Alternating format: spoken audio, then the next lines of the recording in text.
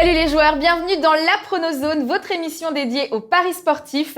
C'est la 5e journée de la phase de poule de Ligue des Champions avec des matchs plutôt sympas. Mardi, c'est Lyon contre Manchester City, la Roma contre le Real ou encore la Juve qui reçoit Valence. Et mercredi, le match tant attendu du PSG contre Liverpool, l'Atlético Madrid contre Monaco ou encore Tottenham face à l'Inter. Je suis toujours avec Sylvain, expert prono sur rudesjoueurs.com. Salut Sylvain. Salut Sarah, bonjour à tous. Alors aujourd'hui, tu vas exceptionnellement nous proposer 2 affiches du jour avec les Lyonnais mais aussi les Parisiens. D'abord, bravo pour les pronos que tu as donnés dans l'émission précédente. Alors, le nul entre la Lazio et le Milan à 3,55. Le combi safe côté A2, la victoire de Gladbach et les 2 équipes marquent dans le match de Bournemouth contre Arsenal. T'as aussi vu que les 2 équipes n'allaient pas marquer dans le derby du Rhône, mais aussi entre le PSG et Toulouse. Et enfin, la Coupe Davis à 1,40. Aujourd'hui, comme d'hab, tu nous as préparé un combi pour doubler la mise, mais aussi un combi un petit peu plus fun côté à plus de 8 sur The Bet. Mais tout de suite, on commence par la première affiche du jour. Et c'est parti pour notre première affiche du jour entre l'OL et Manchester City. Alors, des Lyonnais qui ont déjoué tous les pronos lors du match aller en allant s'imposer 2-1 en Angleterre. Et finalement, c'est bien l'OL qui est le mieux placé pour poursuivre l'aventure dans cette Ligue des Champions et atteindre les 8e, alors qu'on attendait plutôt le PSG. Oui, donc grâce à cette victoire du match aller, les Lyonnais sont 2e de leur groupe avec 3 points d'avance sur Hoffenheim. C'est une équipe qui n'a pas encore connu la défaite en Ligue des Champions, mais par contre, ils se sont montrés assez irréguliers, ce qui nous donne quelques doutes sur leur capacité à renouveler cet exploit.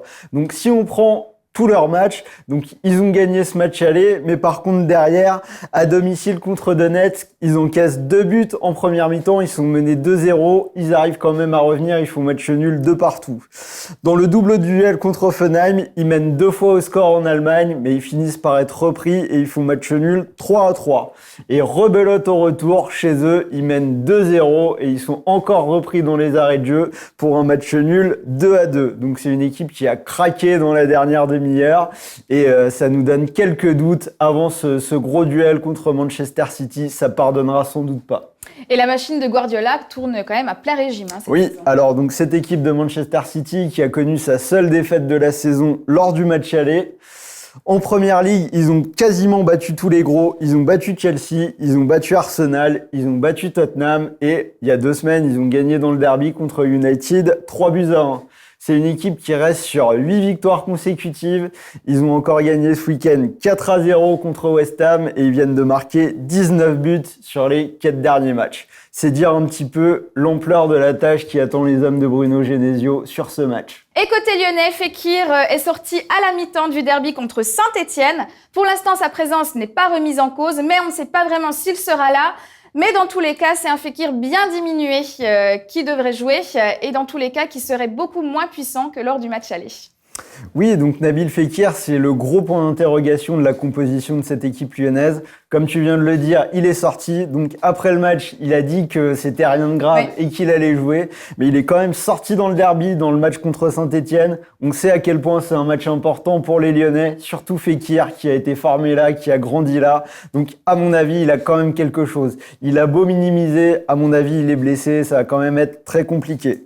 Alors on va partir sur la compo de cette équipe lyonnaise. Donc comme d'habitude, Lopez dans les buts, Morel en défense, donc qui était suspendu contre Saint-Étienne, il n'a pas joué, mais là il sera de retour pour ce match.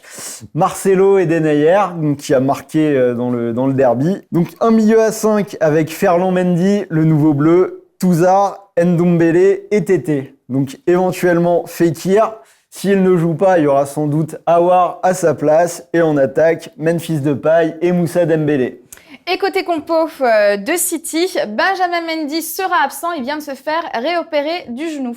Alors Mendy absent, donc on part sur la compo. On aura Ederson dans les buts. Delph qui sera sans doute à gauche à la place de Mendy. Une charnière centrale avec Laporte et Stones. Walker.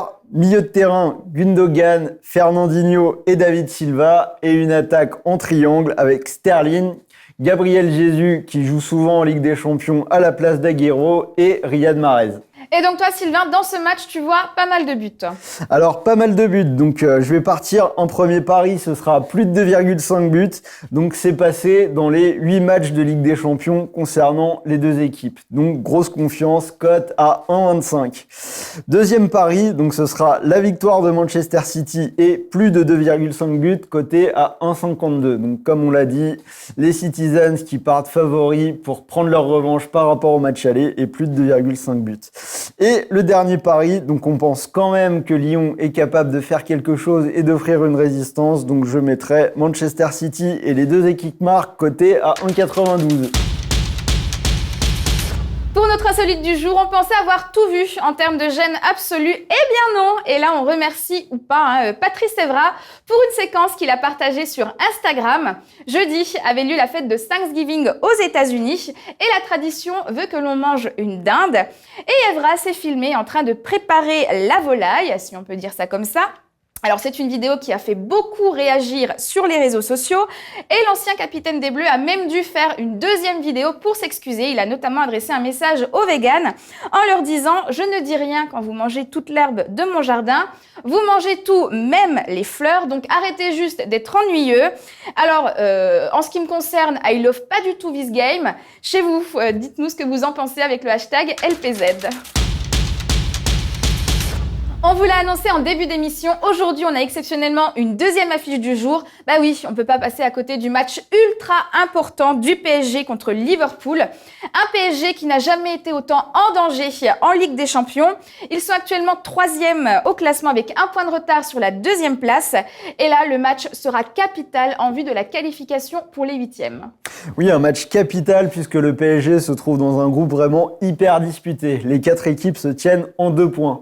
Après, depuis le début de la saison, on a vu un PSG qui avait du mal à hausser son niveau de jeu dans les grands matchs de Ligue des Champions.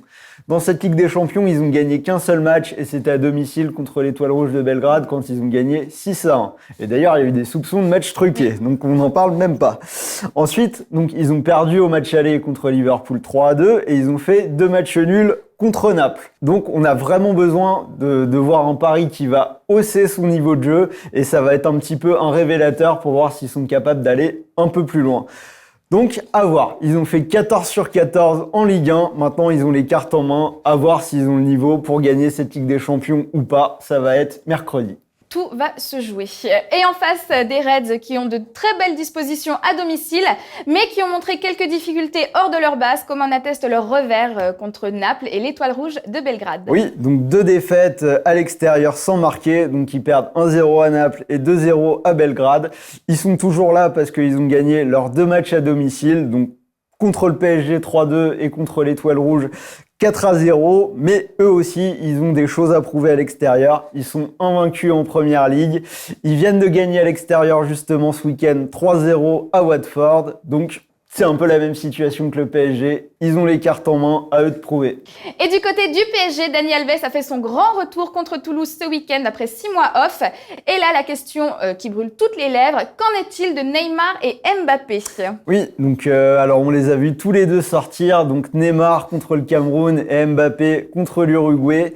Donc a priori, Thomas Tuchel a déclaré qu'il était optimiste et que sans doute les deux joueurs allaient s'entraîner aujourd'hui, lundi, avec le groupe. Donc Mbappé a été pris en charge immédiatement après le match par le docteur du PSG et Neymar, honnêtement, on pense qu'il était un peu fatigué mais que ça doit pas être si grave et qu'il avait pas grand chose, ils l'ont dit sur l'équipe 21. Donc moi je suis assez confiant, je pense qu'ils vont être tous les deux sur le terrain. Donc ça nous donnerait une composition du PSG avec Buffon dans les buts qui a été préféré à Areola pour ce match-là. Une défense à 3 qui réussit plutôt bien au PSG depuis qu'il a été mis en place, donc avec Kerrer, Thiago Silva et Marquinhos. Un milieu à 5 avec Bernat, Draxler, Verratti et Meunier. Et donc le retour du triangle en attaque avec Neymar, Cavani et Mbappé, si tant est que les deux joueurs soient là. Mais on pense que oui. Et du côté de Liverpool, Anderson était de retour ce week-end contre Watford. Bon, il a déjà pris un carton rouge, mais il devrait être là puisque c'est en Ligue des Champions. Oui, donc alors une composition de Liverpool plutôt classique avec Alisson Becker dans les buts, une défense à 4 avec Robertson, le grand espoir Van Dijk, Gomez et Alexander-Arnold. Milieu de terrain à 3, donc tu l'as dit, avec Anderson, mais également Milner et Wijnaldum. Et le fameux triangle en attaque là aussi avec Mané, Firmino et Salah qui seront tous les trois très dangereux. Des pronos en faveur du Paris Saint-Germain, Sylvain. Alors, donc pour commencer d'abord, je vois un match avec des buts. Donc, les deux équipes marquent comme à l'aller, coté à 1,34. Les deux équipes marquent et passé dans les 4 matchs du PSG en Ligue des Champions cette saison. Donc, deuxième prono. Oui, je vais partir sur la victoire de Paris à 2,10. Donc, comme on l'a dit, Liverpool, des difficultés à l'extérieur. Le PSG qui doit absolument s'imposer pour aller plus loin dans cette Ligue des Champions. Donc, je vais tenter la victoire du PSG à 2,10. Et donc, pour finir, on va combiner les deux. La victoire du PSG et les deux équipes marquent pour une très belle cote à 2,72. Vous commencez à avoir l'habitude, c'est l'heure du combi avec un seul objectif, doubler la mise. Celui de la dernière émission est passé et aujourd'hui, Sylvain, tu as choisi de prendre comme base un match qu'on a déjà vu précédemment. Les deux équipes marquent dans le match du PSG contre Liverpool. Oui, donc on va garder ce pari-là et je vais partir directement sur le deuxième match, donc qui est la Juve qui reçoit Valence. Donc cette Juventus qui a connu sa seule défaite de la saison à la journée précédente de la Ligue des Champions quand ils se sont fait reprendre et doubler par Manchester United sur le fil. Mais pour le reste, c'est 3 victoires sans encaisser de but et ils avaient gagné 2-0 à l'aller. En Italie, en Serie A, ils viennent d'enchaîner 4 victoires. Donc même si Valence est plutôt en forme et vient d'enchaîner 3 victoires, à mon avis, il n'y aura pas de deuxième faux pas du côté des Italiens. Donc victoire de la Juventus, coté à 1,40. On récapitule les deux marques dans PSG Liverpool et la victoire de la Juventus à 1,40, ce qui donne une cote globale à 1,88. La vidéo de la semaine, c'est en Amérique du Sud et les supporters argentins sont vraiment incroyables. On l'a encore vu dans une vidéo postée 2 jours avant la finale qui aurait dû avoir lieu ce samedi et encore ce dimanche, mais qui finalement a été reportée à cause de dégradation et aussi des problèmes de sécurité. Et dans cette vidéo, on voit 50 000 personnes, vous avez bien entendu, 50 000 personnes assister à un simple entraînement des Boca Juniors à la Bombonera. Et plusieurs milliers de personnes ont même été refoulées à l'entrée, faute de place à l'intérieur du stade. Alors juste un mot, waouh, vous allez voir, les images parlent d'elles-mêmes.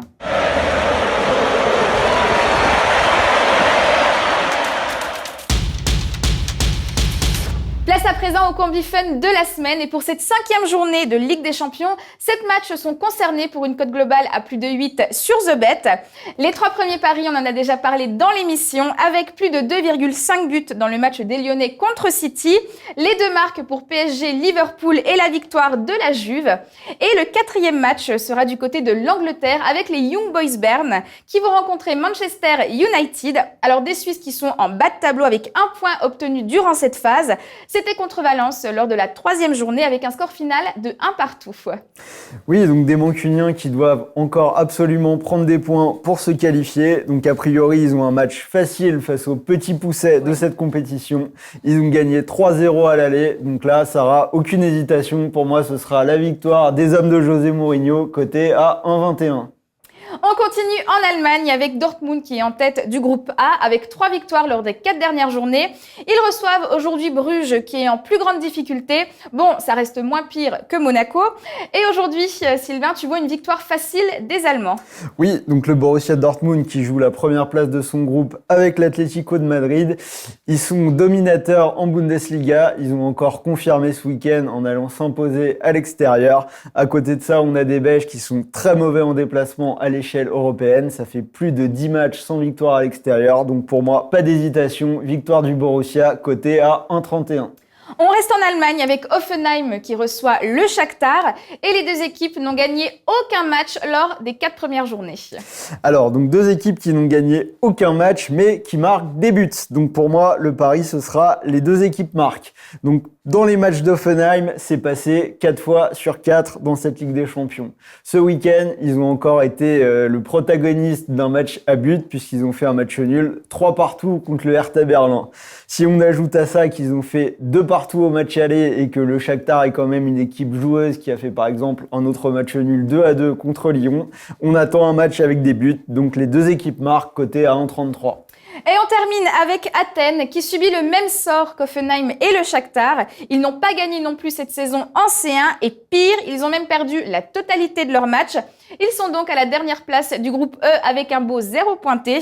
Et aujourd'hui, ils reçoivent l'Ajax d'Amsterdam qui au contraire n'a concédé aucun revers. Victoire des Néerlandais ? Victoire des Néerlandais, donc qui se sont imposés tranquillement 3-0 à l'aller. C'est une équipe super solide. Ils ont seulement une défaite depuis le début de la saison. C'était dans le choc, dans le championnat des Pays-Bas contre le PSV. Ils ont perdu. Mais sinon, c'est très costaud. Donc pour moi, effectivement, contre une équipe qui n'a marqué aucun point, ce sera une victoire de l'Ajax cotée à 1,68. Un combi qui est donc coté à plus de 8 sur TheBet. Et sachez que pour toute nouvelle inscription chez cet opérateur, vous aurez l'un des meilleurs bonus du marché qui peut atteindre 150 €. Vous récupérez 60 € très facilement dans un premier temps pour 20 € déposés seulement. Et ensuite, 90 € sont à récupérer en récompense de vos paris effectués. Pour encore plus de pronos, rendez-vous sur le site internet rudesjoueurs.com. Vous y trouverez des analyses et des pronos en tennis, en football, en NBA, en rugby et tout ça gratuitement.